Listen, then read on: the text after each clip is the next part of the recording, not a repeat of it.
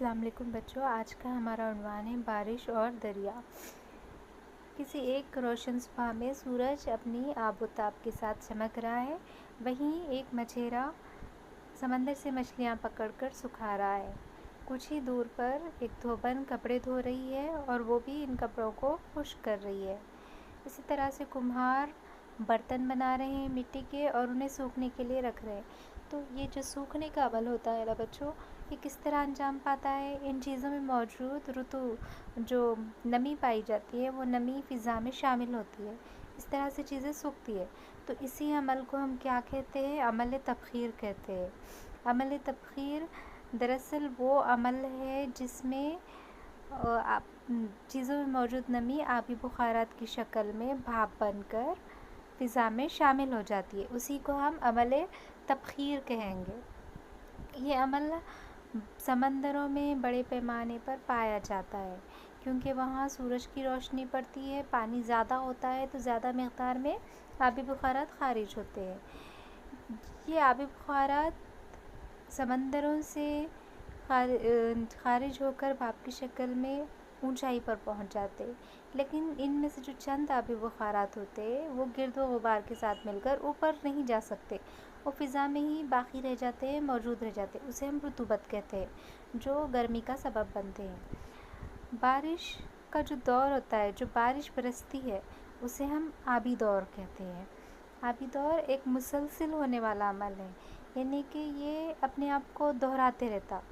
اس کے 5 اہم مراحل ہیں، جن میں پہلا ہے تبخیر، تکثیف، ترسیب، بہاؤ اور انجذاب۔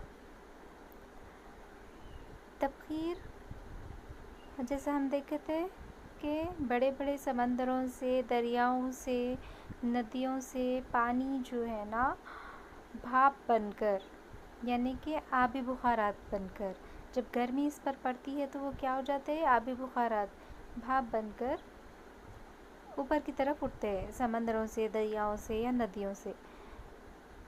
اسی کو ہم کیا کہیں گے؟ عمل تبخیر کہیں گے۔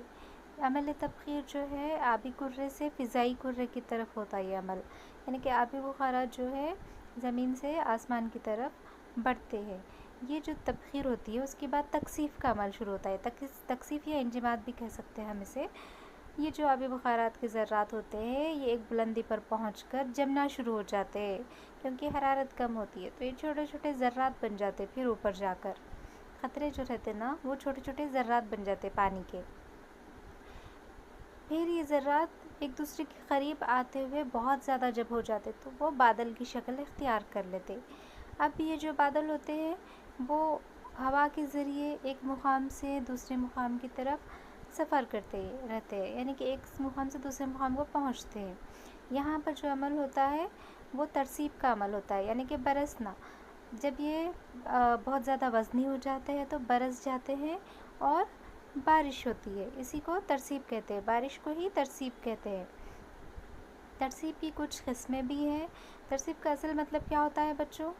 آبی بخارات جو آسمان پر چلے گئے تھے وہ کسی بھی شکل میں زمین پر برسنے کو ہم ترسیب کہتے ہیں۔ جیسے بارش ہوتی، اوس یا شبنم کے قطرے آپ لوگ دیکھتے ہوں گے، اسی طرح سے کوہر یا پھر ژالہ باری، اولے گرنا۔ اس کے بعد ہوتا ہے بہاؤ۔